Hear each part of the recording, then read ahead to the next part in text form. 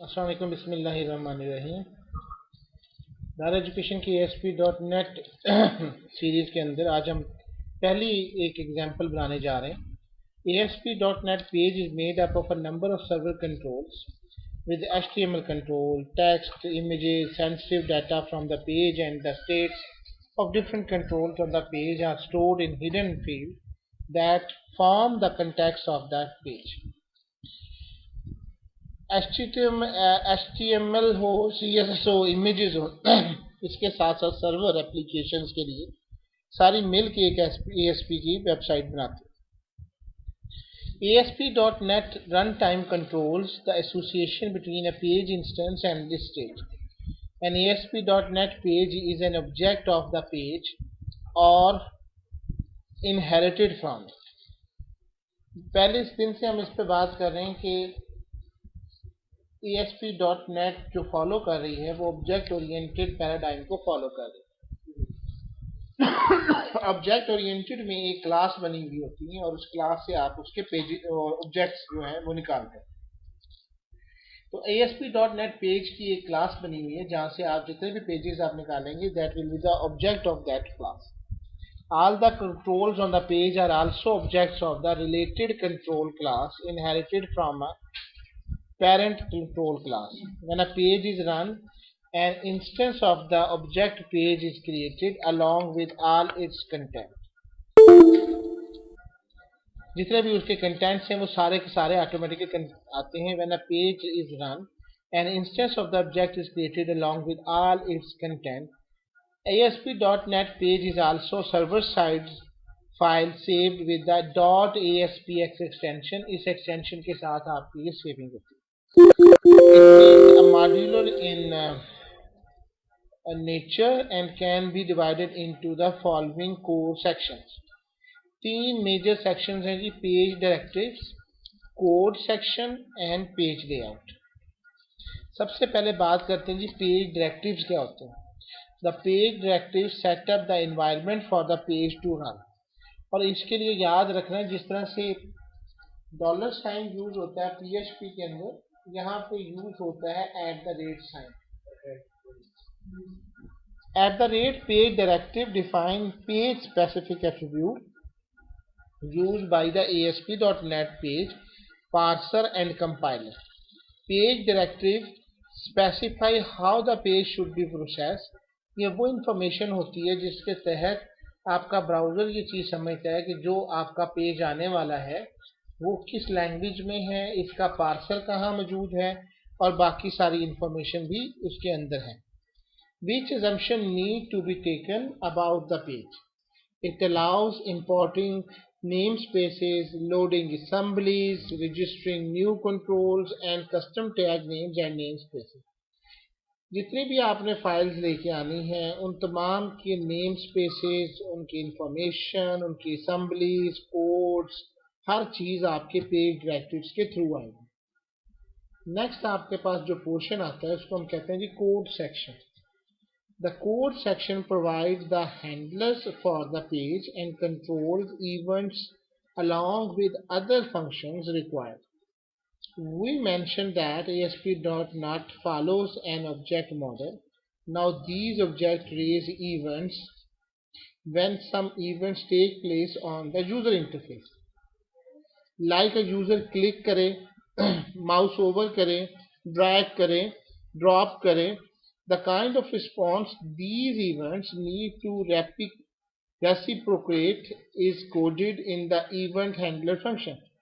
The event handlers are nothing but functions bound to the controls. The code section of the code behind file provides all these event handler routines and other functions used by the developer. The page code could be pre-compiled and deployed in the form of binary assembly.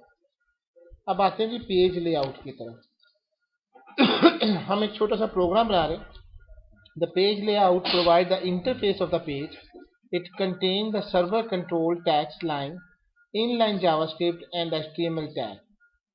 अब आप सबसे पहले ऊपर देखेंगे तो less than के बाद percentage के साथ के बाद @ page direct language is equal to C# script runat is equal to server. अब इसके बाद इसकी कोडिंग शुरू होगी। Private void convert to upper, ये हमने एक फंक्शन बनाया है जिसका काम ये है कि जो भी सिंटैक्स आएगा उसको इसमें कन्वर्ट करें। HTML हेड टाइटल बॉडी, और फिर हमने runat is equal to हमने एक टेक्स्ट बॉक्स बनाया that could be look like this. Generally www root के अंदर open the file from the browser to execute it and generate following results. इसकी हम प्रैक्टिस करने के लिए अपने एक प्रोग्राम में आते हैं, फाइल, न्यू, प्रोजेक्ट, C#, और यहाँ पे हमने वेब ASP.NET एप्लीकेशन,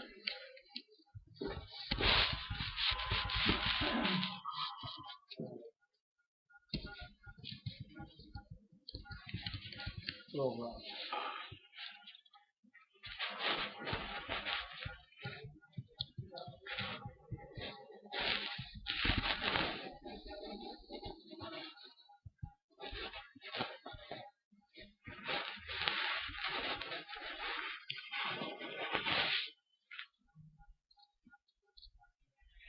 इसको एम्प्टी रखता हूं मैं।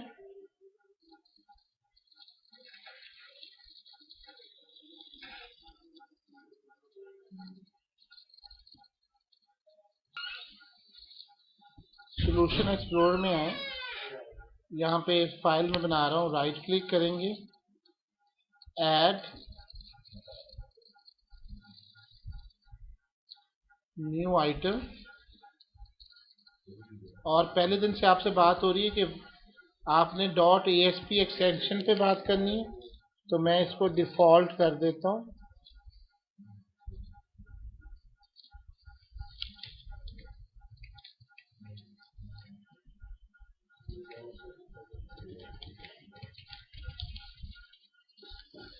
डिफॉल्ट जी नया प्रोजेक्ट बनाएं, default.aspx। तो आप सबसे पहले देखेंगे एम्प्टी, तो आप सबसे ऊपर देखेंगे तो ये परसेंटेज का साइन आपको यहाँ पे @पेज language is equal to C#, ये आपके डायरेक्टिव्स आ चुके हैं। ये आपको ऑटोमेटिकली बताता है कि कौन कौन सी है कोड बाइंडिंग, कौन सी है, इनहेरिट कहाँ से हो रहा है, फर्स्ट ASP एप्लीकेशन है। जहाँ पे आपने कोडिंग करनी होगी ASP.NET की, वहाँ पे आप इसी तरीके से कोडिंग करेंगे।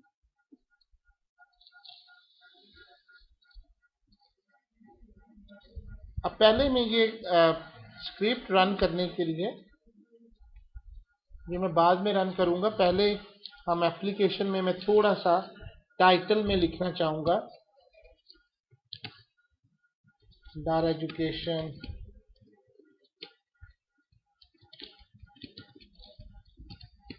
to create the text into uppercase।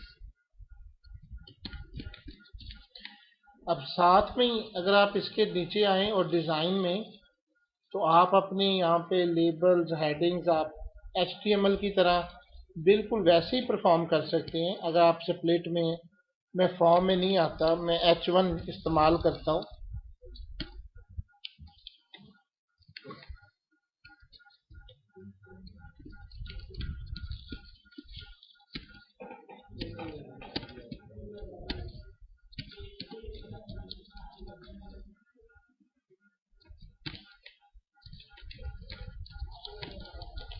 This example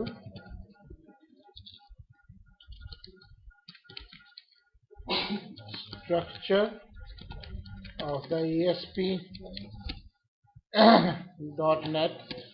After the promote please, we will use to demonstrate the functionality, the server side we create a function which will display the text into uppercase from lower case. Let's suppose मैंने की बंद कर दिया। ये form हटा देना body के अंदर में। नहीं, हम अभी आते हैं इस फॉर्म की तरफ। मैं तो अभी इसके ऊपर लिख रहा हूँ, आपने इसके ऊपर H1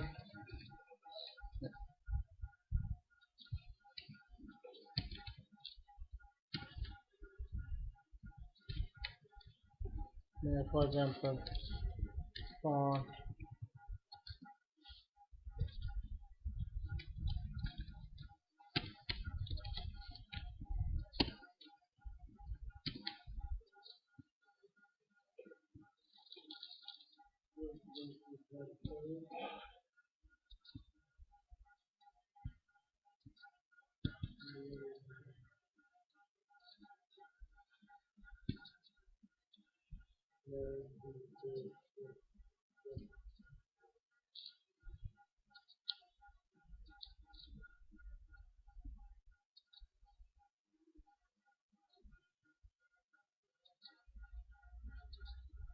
अब नेक्स्ट हमने इस फॉर्म के अंदर, ये तो मैंने थोड़ा सा व्यू लिख दिया।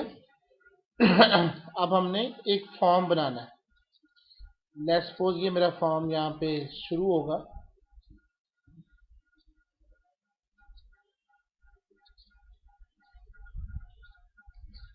यहाँ से मैं एक टेक्स्ट बॉक्स लेबल ले रहा हूँ। सबसे पहले लेबल, यहाँ पे लेबल नहीं लेबल होता है, ये सर्च में कर लें लेबल।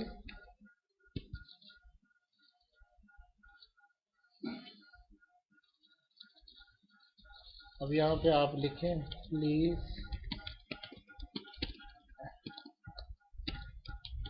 एंटर योर टेक्स्ट, और यहाँ पे हम एक टेक्स्ट बॉक्स ले लें।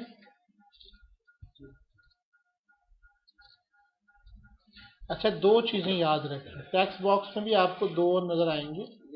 एक इनपुट टेक्स्ट है, ये HTML है, और एक आपका टेक्स्ट बॉक्स है जो आपको ऊपर नजर आ रहा है। ये दोनों में फर्क क्या है? अगर आप नीचे वाला लेंगे तो ये HTML वाला टेक्स्ट आएगा, इनपुट टेक्स्ट, जिसकी कोडिंग होगी input type is equal to text. जबकि आपने ये स्टैंडर्ड वाला उठाया तो इसकी कोडिंग होगी ASP 2 lines text box ID is equal to text box. Let's suppose हम भी कुछ इस तरह से एक बना के, और मैं एक, हमने स्टैंडर्ड वाला लिया, और मैं एक बटन ले रहा हूँ लाइक दिस। इसका नाम समझने में सबमिट कर रहा हूँ।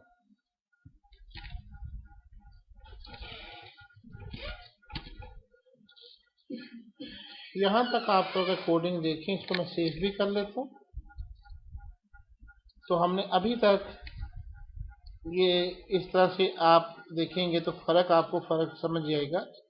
यहाँ पे जो यूज हो रहा है वो input runat is equal to server और text type is equal to text है। ये जो दूसरा और आपने यूज किया वो है। मैं इसको एक और तरीके से बना रहा हूँ, वो तरीका क्या है वो नीचे आएगा। हम इसको यूज करेंगे विजुअल स्टूडियो IDE के तहत। सारी डायरेक्टिव वैसे के वैसे ही होंगे। ये वाला मैं एक्चुअली आपको बता रहा हूँ, जो नीचे एग्जांपल है ये वो वाली। और इसके अंदर अगर आप देखें तो लिखा हुआ आ रहा है कि runat is equal to server width is equal to this, और मैं सबमिट का जो बटन है, अब जब मैं सबमिट के ऊपर क्लिक करूंगा तो इसकी कोडिंग के पीछे मैं चला जाऊंगा। ये मेरी कोडिंग है सबमिट क्लिक। यहाँ पे आपने जो टेक्स्ट है उसको लेना है और उसको डिस्प्ले कराना है। लेकिन इसके साथ हमने इसके डिस्प्ले कराने के बाद जो विजिबल है या उसकी इंफॉर्मेशन है वो कैसे लेके आनी है। टेक्स्ट बॉक्स ID के बाद हमें नीचे बटन के बाद एक हेडिंग बनाई हुई है रिजल्ट्स। लेट्स सपोज हम ले लेते हैं यहाँ पे लेबल।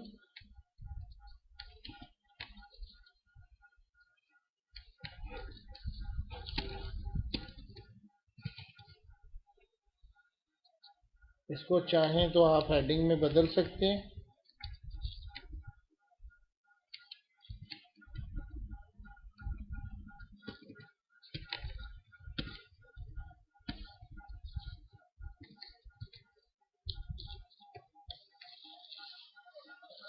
जैसे ये रिजल्ट्स मैंने किया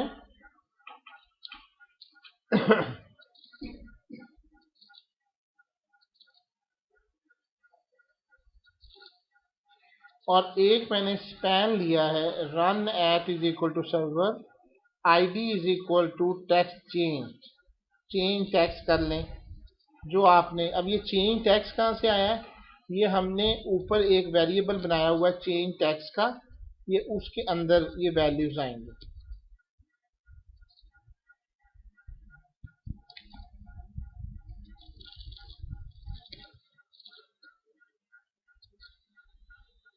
ये लेबल ले लें और इसका नाम आप टेक्स्ट चेंज रखते हैं।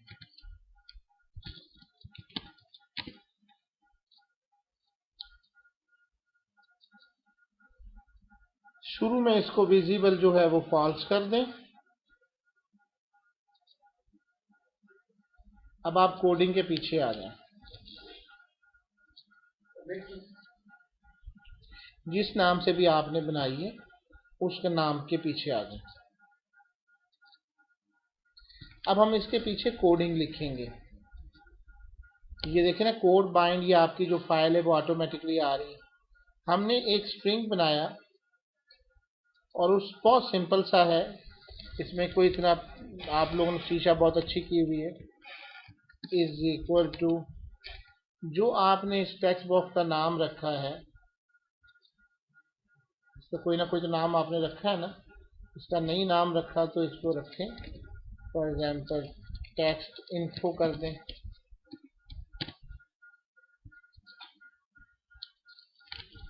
टेक्स्ट इन्फो डॉट टेक्स्ट चला जाएगा और जो आपने वो वेरिएबल बनाया है जिसके अंदर आपने इसको डिस्प्ले करवाना है, इसका नाम आपने टेक्स्ट चेंज रखा था। टेक्स्ट चेंज डॉट विजिबल, पहले इसको ट्रू करें, फिर text change dot text is equal to, और टू स्ट्रिंग वगैरह हम करते ही आए, डॉट टू अपर, ये फंक्शन इस्तेमाल कर लें।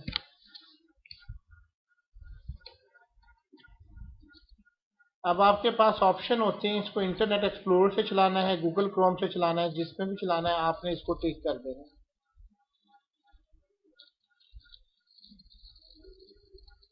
वेट करें, आपके लिए ये ओपन करेगा एप्लीकेशन।